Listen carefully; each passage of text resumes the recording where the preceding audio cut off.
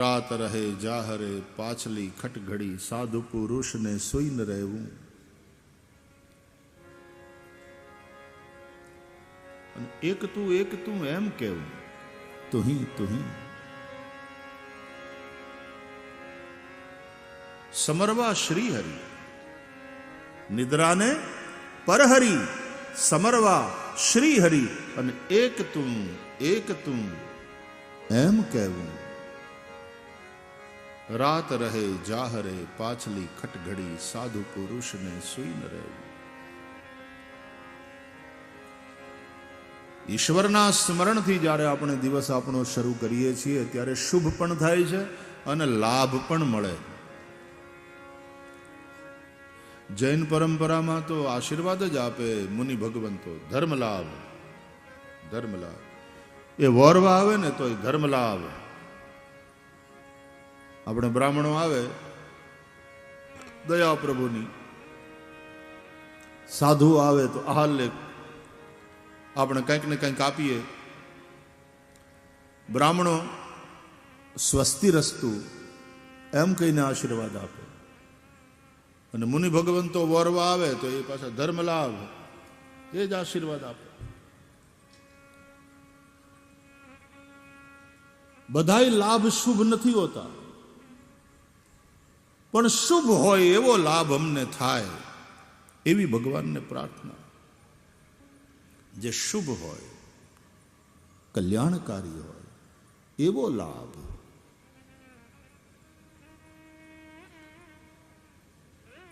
ભ્રષ્ટાચારના પૈસામાંથી ભાગ બટાઈનો લાભ મળે એ લાભ છે, પણ એ ધર્મ લાભ નથી, એ શુભ લાભ નથી.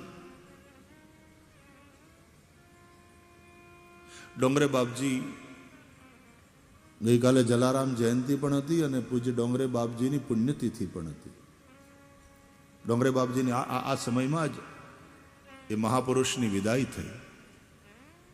પરમ ભાગવત પૂજ્ય ડોંગરેજી મહારાજ એમ કહેતા કે સંસારીઓને માટે પૈસો જરૂરી છે, પૈસો કમાવો એ જરૂરી છે. એ પૈસા કમાવવા માટે પુરુષાર્થ જરૂર કરો, પણ પાપ શું કામ કરો છો? અનીતિ શું કામ કરો છો? હરામનું શું કામ ખાઓ છો? પુરુષાર્થ કરો, પાપ ન કરો. પૈસો પડ્યો રહે છે ને પાપ ભેગા આવે છે. આ જન્મમાં નડે અને પછીના જન્મમાં પણ નડે. માણસ પાપ હસતા હસતા કરે છે, પછી એનું પરિણામ રડતા રડતા ભોગવવું પડે છે. આવું ડોંગરે બાપજી કહેતા.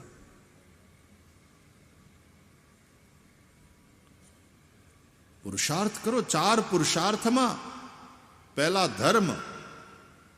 ધર્મનો લાભ થાય, પછી અર્થ લાભ, શુભ લાભ. અહીંયાથી કહેવાયું ને કે આપણે દરેક ઘરને દરવાજે શુભ અને લાભ લખતા જોઈએ છીએ. પહેલા શુભ મંગલ સાવધાન. શુભ થાય, મંગલ થાય.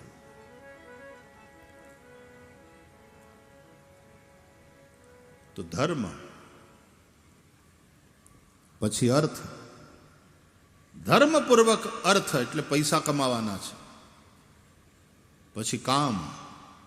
ગૃહસ્થીએ કામ પુરુષાર્થનો પણ એનું સંપાદન કરવાનું છે. પ્રજોત્પત્તિ દ્વારા પોતાના વંશની વૃદ્ધિ કરવાની છે. અને એ રીતે અર્થ એટલે ધન, પૈસો કમાવાનો છે. એ રીતે ધર્મને પૂછીને કામ અને સંસાર ભોગવવાનો છે કે તમારા મોક્ષમાં ક્યાંય બાધા ઉત્પન્ન ન થાય, તમારી મુક્તિની આડું કાંઈ ના આવે.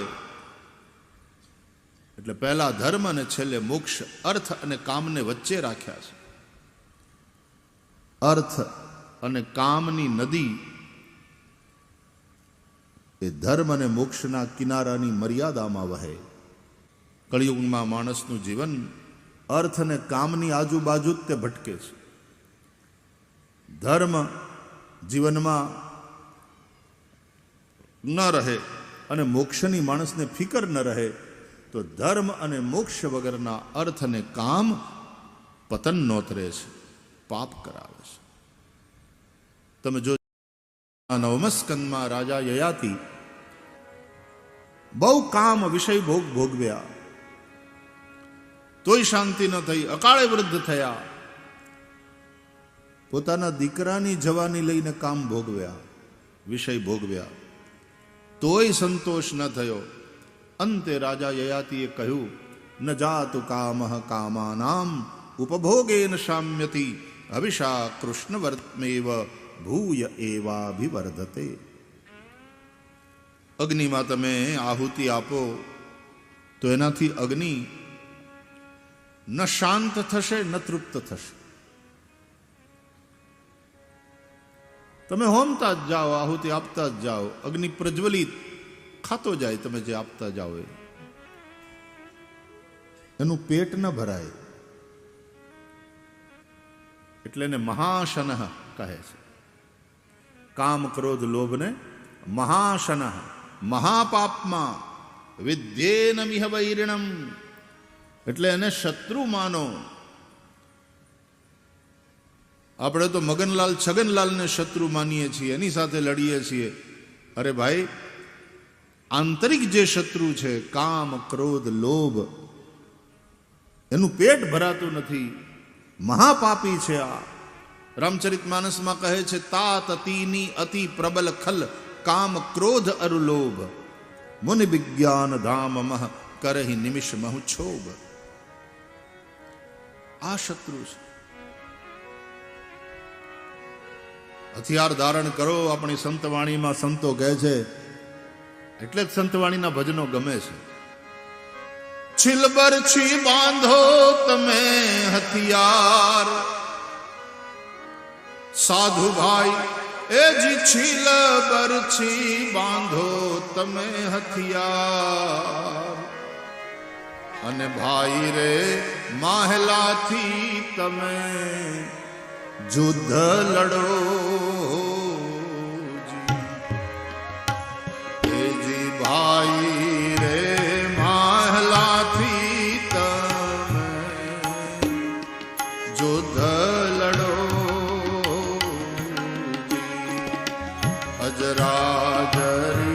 અજરાજરિયાન જા સંતો ભાઈ એ જી અજરા કાઈ જરિયાન જા. થોડે રે સંતો સાધક્યો.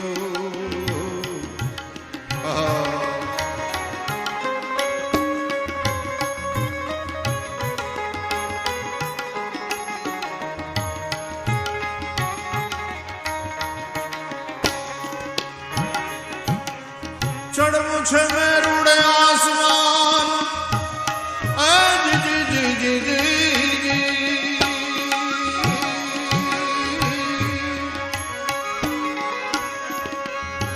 ચડવું છે મેરુડે આસમાન. સંતો ભાઈ એ જી ચડવું છે કાઈ મેરુડે આસમાન. આડાને અવળા રે વાંક ઘણા. એ જી આડાને અવળા રે વાંક ઘણા.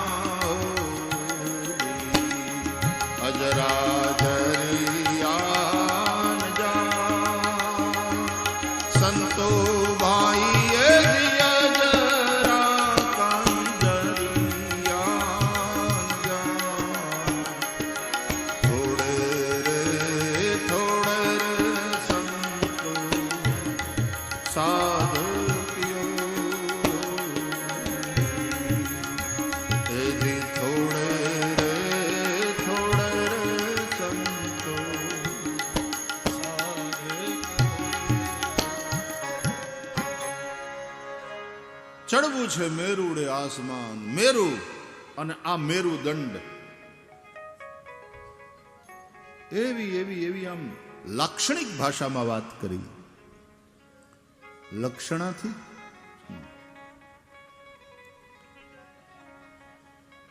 મેરુડે આસમાન ચડવું છે અને આ મેરુદંડ, અને એમાં કુંડલિનીના જાગરણની આખી પ્રક્રિયા. પણ એમાં આડા ને અવળા રે સંતો એમાં વાંક ઘણા, માટે ભૌમિયા લેજો ને સંગાથ.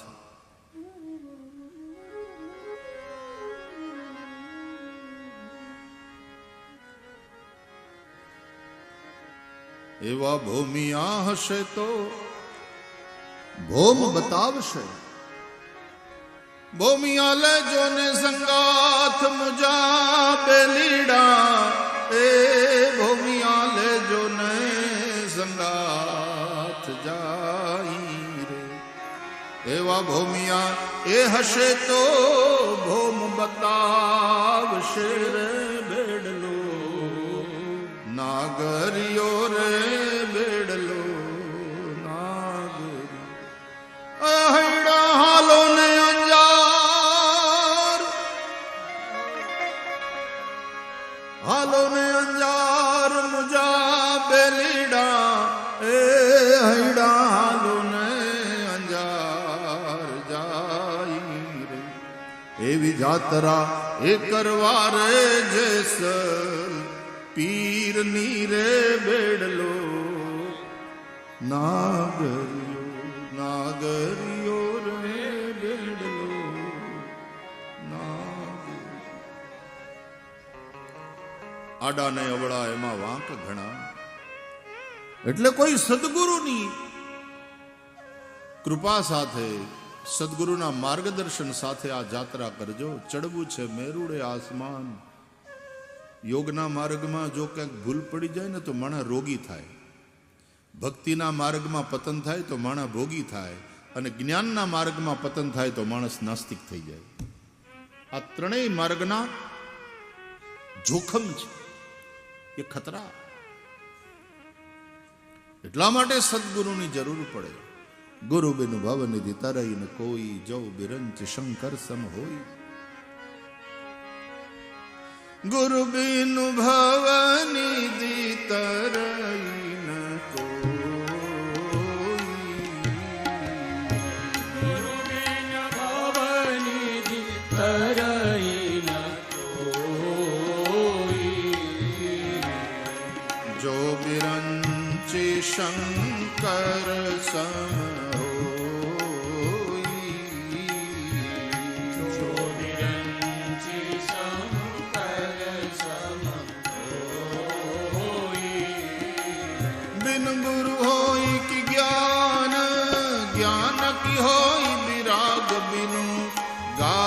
वेद पुराण. सुख किलहिय हरि भक्ति बिनु, बिनु विश्वास भक्ति नहीं. तेहि बिनु द्रवहि न राम. राम कृपा बिनु सपने हु, जीवन लह विश्राम. जीवन लह विश्राम, जीवन लह विश्राम. गुरु बिनु भवनिधि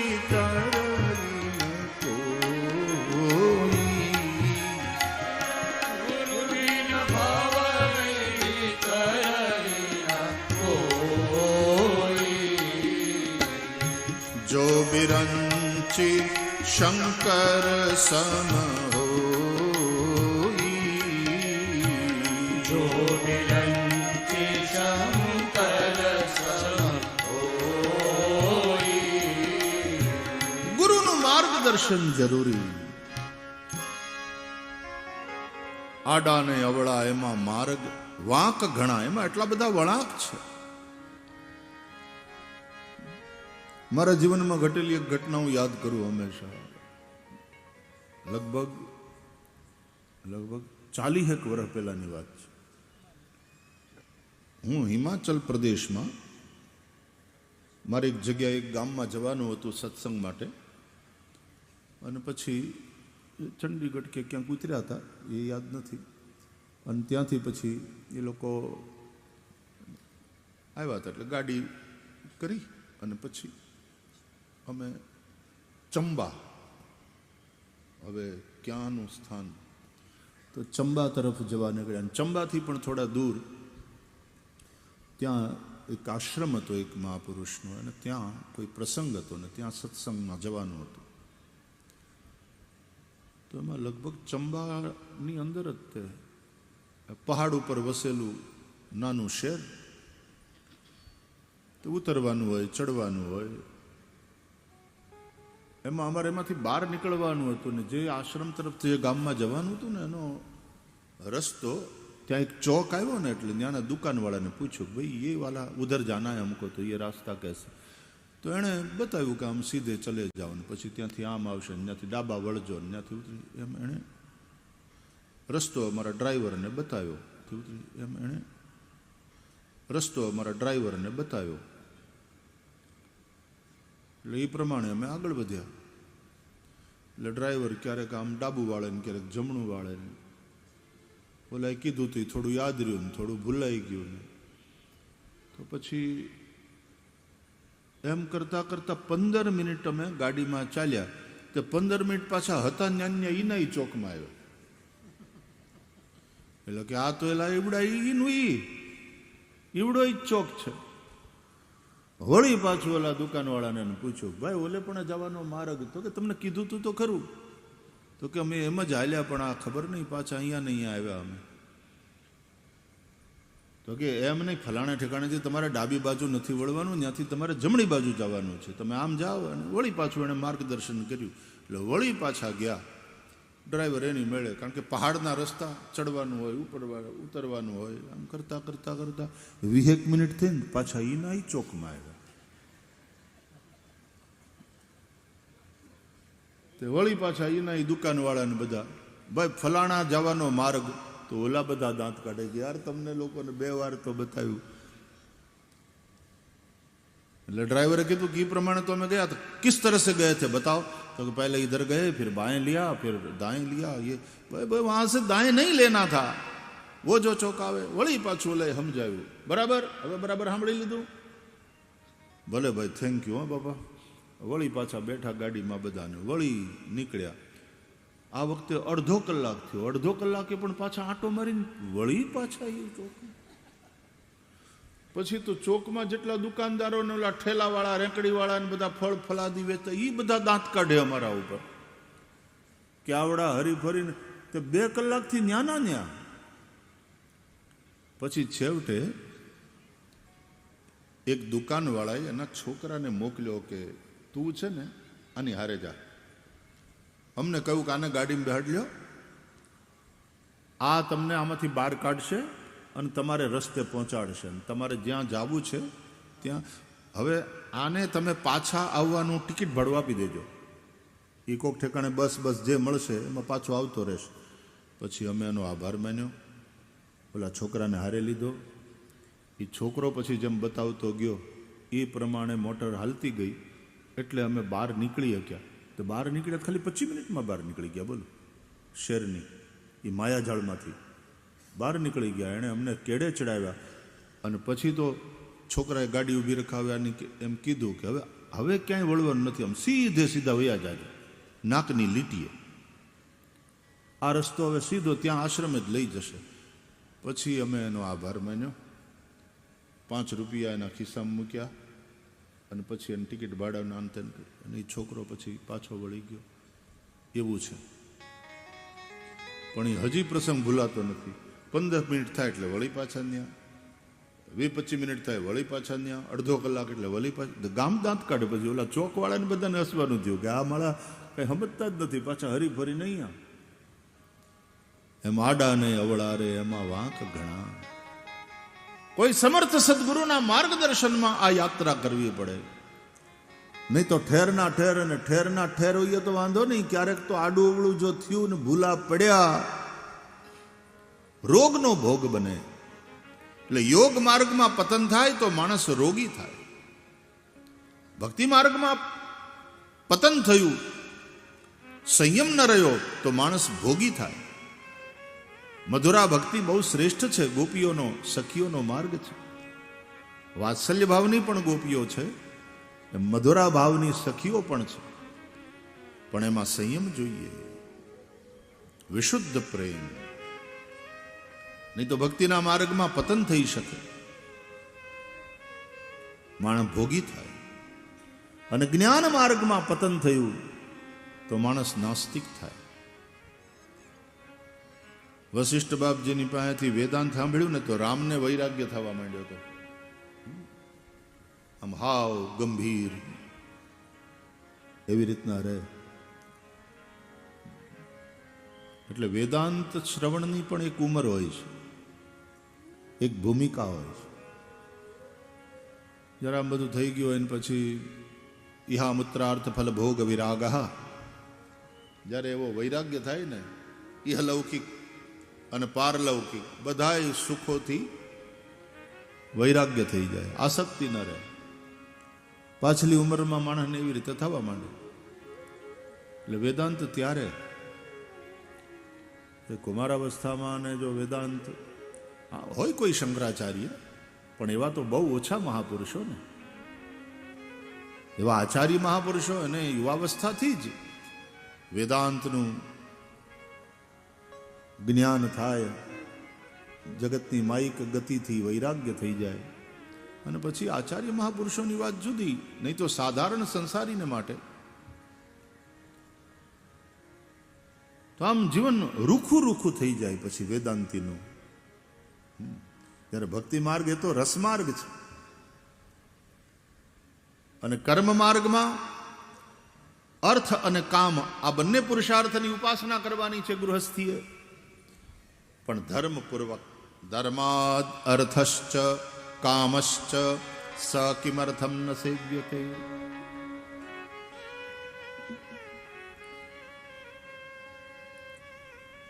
તો કલિયુગમાં માણસનું જીવન અર્થ અને કામ આ બે પુરુષાર્થ પ્રધાન જ રહી ગયું છે. ધર્મ અને મોક્ષ એની ફિકર નથી. માટે પહેલો પુરુષાર્થ ધર્મ. ધર્મમ ભજસ્વ સતતમ. ધર્માચરણ કરો. માનવ શરીર એટલા માટે મળ્યું છે કે તમે ધર્માચરણ કરો. નૃદેહ માધ્યમ ખલુ ધર્મ સાધનમ. માનવ શરીર ભજન માટે મળ્યું છે, ખાલી વિષય ભોગ અને પાપ કરીને પૈસો કમાવા માટે નહીં. એહી તન કર ફલ વિષય ન ભાઈ, સ્વર્ગ સ્વલ્પ અંત દુઃખદાયી. સ્વર્ગ માટે થઈને માણસ પુણ્ય કર્મ કરે એ સારી વાત છે, પણ અંતે સ્વર્ગ સુખ પણ શાશ્વત નથી. હરિભક્તિ, હરિભક્તિ. શ્રીમદ ભાગવત તો ભક્તિ પ્રધાન ગ્રંથ છે. તો ગોપાષ્ટમી છે આજે. આજથી ભગવાન કૃષ્ણ ગોપાલ થયા.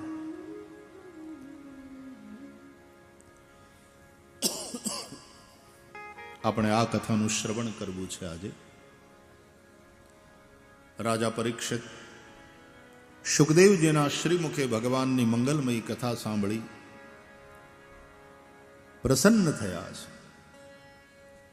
કહે છે ભગવાન જે જે અવતાર લઈ જે જે લીલા કરે છે એ બધી લીલાઓની કથા કર્ણરમ્ય છે, કાનને આનંદ આપનારી, મનને આનંદ આપનારી.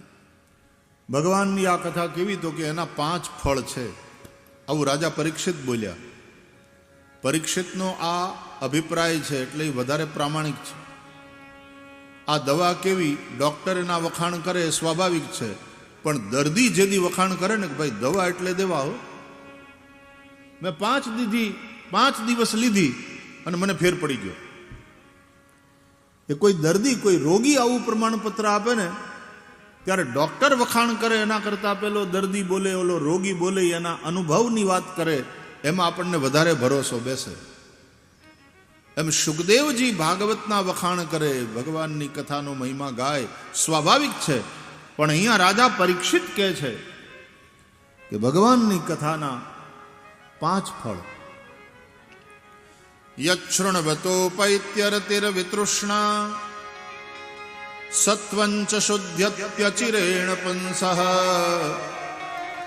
ભક્તિર્હરૌ તત્પુરુષે ચ સખ્યમ તદેવ હારમ વદમન્યસે ચેત તદેવ હારમ વદમન્યસે ચેત યચ્છૃણવતોપૈત્યરતિર્વિતૃષ્ણા સત્વં ચ શુદ્ધત્યચિરેણ પુંસઃ.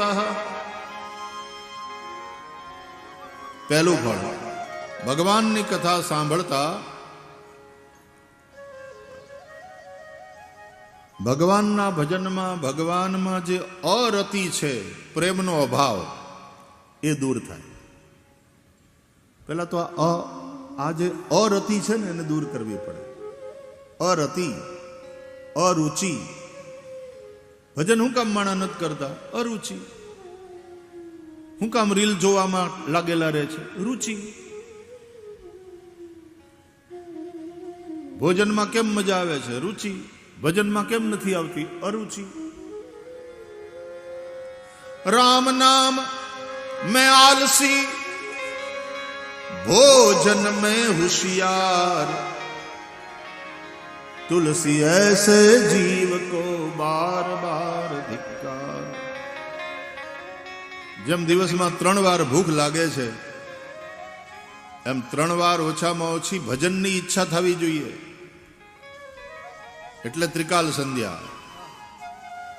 સવારે ઉઠો ત્યારે ભગવાનને યાદ કરો, બપોરે જમવા બેસો ભગવાનને યાદ કરો, હાંજે ઝાલર ટાણું થાય મંદિરે જાઓ, દેવ દર્શન કરો. એટલે પૂજ્ય પાંડુરંગ દાદાએ આ રીતની ત્રિકાલ સંધ્યા ગામડાના લોકોને, અભણ માણસોને પણ કરવાની પ્રેરણા આપી. એમાં 3 સંધ્યાના શ્લોકો નક્કી કર્યા, એ જ બોલવાના છે. એવી ત્રિકાલ સંધ્યા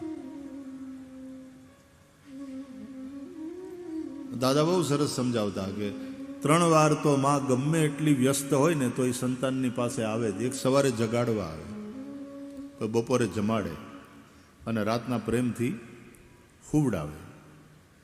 એમ ભગવાનનું સાનિધ્ય, ભગવાનનું સામીપ્ય 3 વાર તો અનુભવાય જ.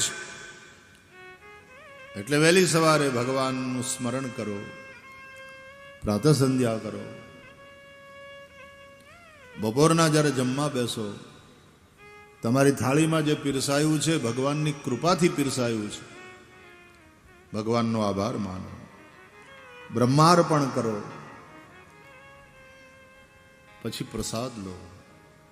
રાત્રે સૂતા પહેલા ભગવાનને યાદ કરો, કરેલા કર્મોને તપાસો. આજે મારો દિવસ કેવો ગયો, કયા હારા કામ થયા, ક્યાં ન કરવા જેવા કામ થયા. સારા કામને ભગવાનને સમર્પિત કરો. રાજનીતિ બિનુ ધન બિનુ ધર્મા, હરિ સમર્પય બિનુ સત્કર્મા. અને જે ન કરવા જેવા કામ થયા હોય એના માટે ભગવાનની પાસે ક્ષમા માગો.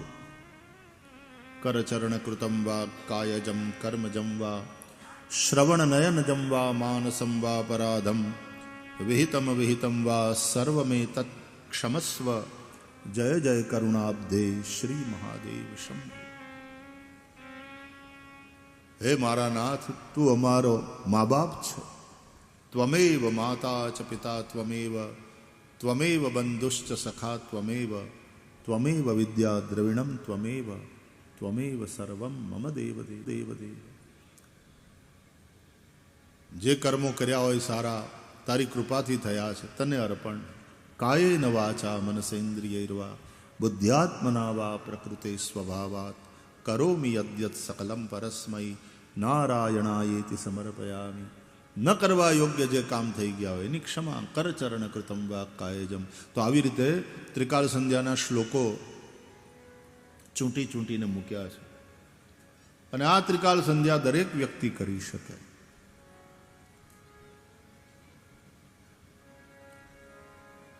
હરિભજન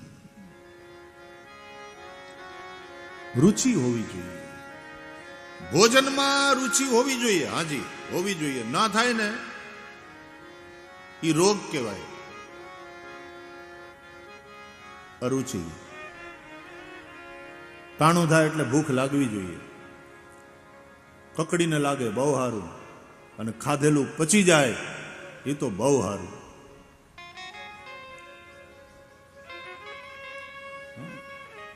સમાન વાયુ જેનો પ્રબળ હોય, પ્રાણ અપાન વ્યાન ઉદાન સમાન, એ સમાન વાયુ વાળાને બહુ ભૂખ લાગે.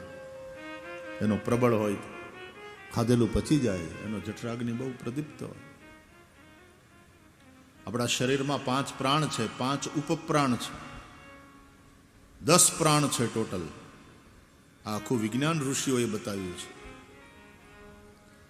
અને આમ તો એ વાયુ એક જ, પણ એની ભૂમિકા બદલાય ને એના નામ બદલાય.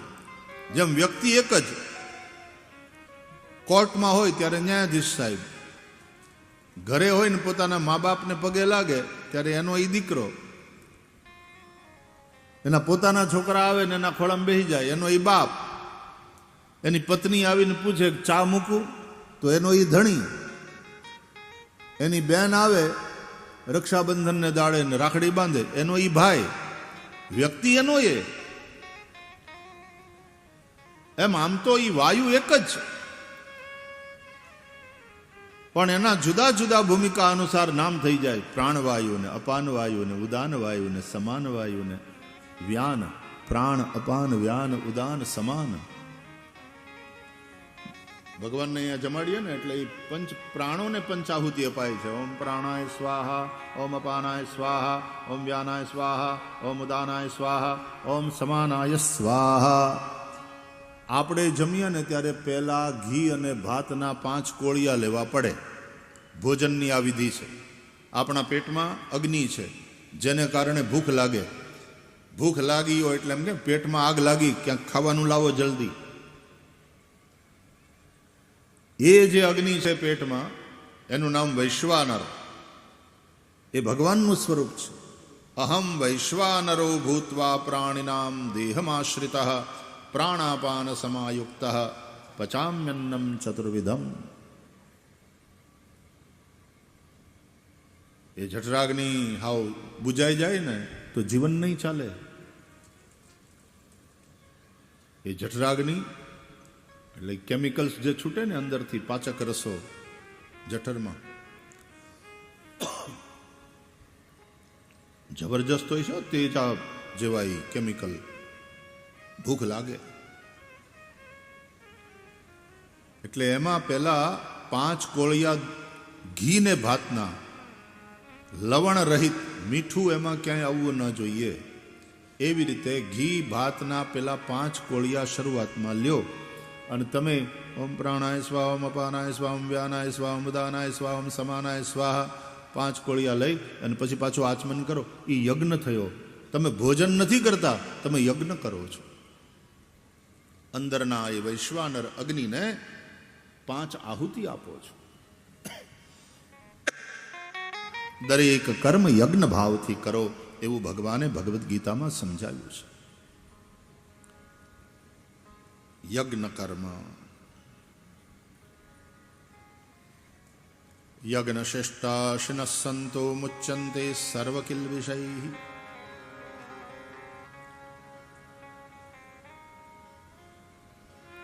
આવી રીતે ભોજન કરવું.